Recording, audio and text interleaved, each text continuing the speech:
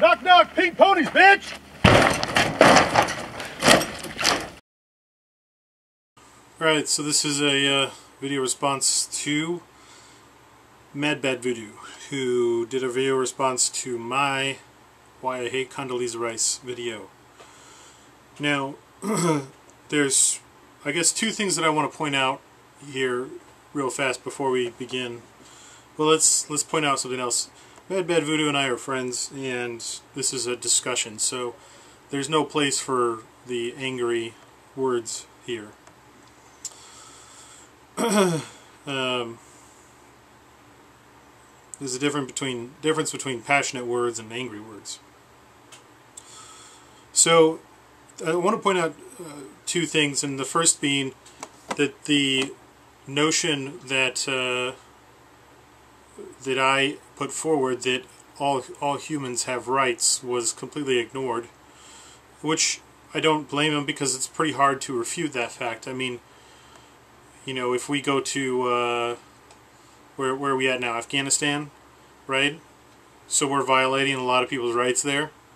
It's hard to refute that. I mean, yeah, we're violating a bunch of people's rights there. So, I mean, how do you can't refute that. That is the way that it is. And that's the thing, is that we've been doing that for decades, if not longer. You know, the whole thing is that we don't respect other people's human rights. I can't remember what the other thing is now, but it'll come up, I'm sure. So I want to read this to you. This is the kind of person that I think that Mad Bad Voodoo is. It's not tyranny we desire, it is a just, limited federal government. That's Alexander Hamilton. And this is the person that I would like to fancy myself as being after in the same viewpoints, at least in some of his viewpoints, and that is peace, commerce, and honest friendship with all nations, entangling alliances with none. I think that sounds pretty good. You know, this time in history at the founding of the current America, these were not ideals that were far-fetched. I mean, they were far-fetched for the time, but they were put into place at that time. Those were real ideals that we really had for a time. And we could have kept them if we would have been more careful at crafting our documents and crafting our government and those things like that. I think they should have foreseen corruption a little better. You know, even though they did a pretty good job at drafting some of the stuff that they did, some of it's very contradictory and just not very well thought out, in my opinion. Which, you know, I probably wouldn't have said that 2 years ago, but you know, you live and you learn, you study and learn and grow. So let me address some of the things in this video here. So he says, you know, he doesn't care that the whole world hates us. I don't care either. I don't care if they hate us or they love us. I have no opinion on other people's. I have absolutely don't care at all what France thinks about us. France can kiss my ass, as well as Great Britain and Canada and everybody else. Like, I don't care what they think about us. That wasn't the point.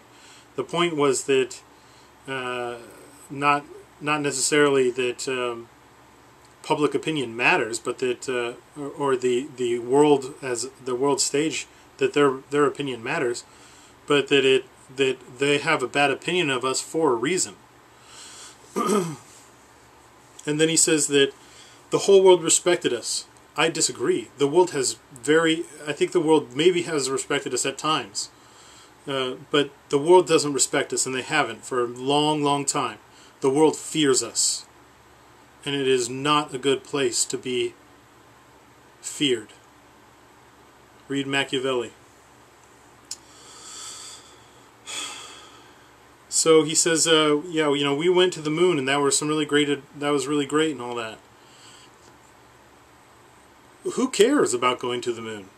The moon was completely pointless and had absolutely nothing to do with anything except that we had to whip our dongs out and measure up against Stalin.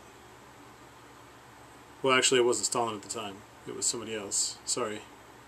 Doesn't matter. We had to pull out the measuring sticks, and that's just not rational, logical thought. I think if we can be these big, oh yeah, we're a big badass. I know all about that. I used to fight semi-professionally. I was in the Marine Corps. I fought all the time. I've been in hundreds of fights. I know what it's like to try to think you're a badass and to go out and fight your way to the top or whatever. You know? That's not the way to live. It's not logical. It's not right. So then he says, he likes being number one or whatever. Which, again, completely ignored the rights of other people in other nations. Their sovereignty. So let's just, you know what? I think we should probably invite over the Chancellor of Germany and all those folks from the EU, and we should just let them run our nation, right? Because under your logic, that's okay. That's moral. So I just want to say that there's, he was joking around singing Kumbaya at the beginning of the video, saying I was a hippie, and I don't care about that. Lots of people think I'm a hippie, but I am not an isolationist, and I am not a pussy. And I can tell you right now that, don't tread on me. I don't mess around when it comes to this kind of bull crap. If you come around my property and you think you're going to push me around, and I'm not talking about Colonel Hunter here, I'm talking about, him making fun of my viewpoint or countering my viewpoint here of pursuing peace. If you are coming into my realm, you can expect to get the worst and more. Because I don't play around.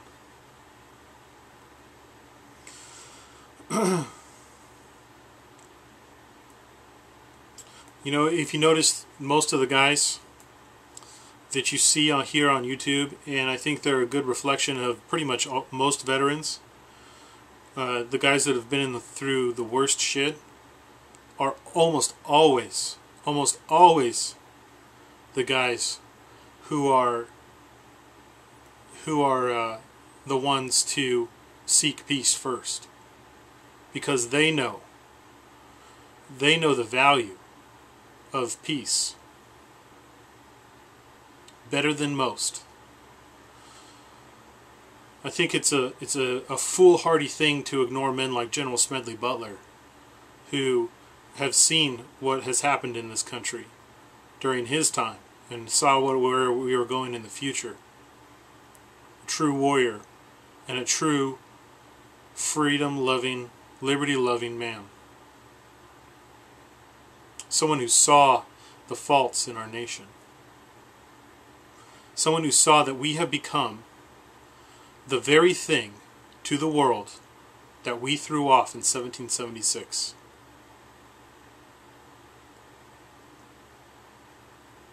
Tyranny Incorporated.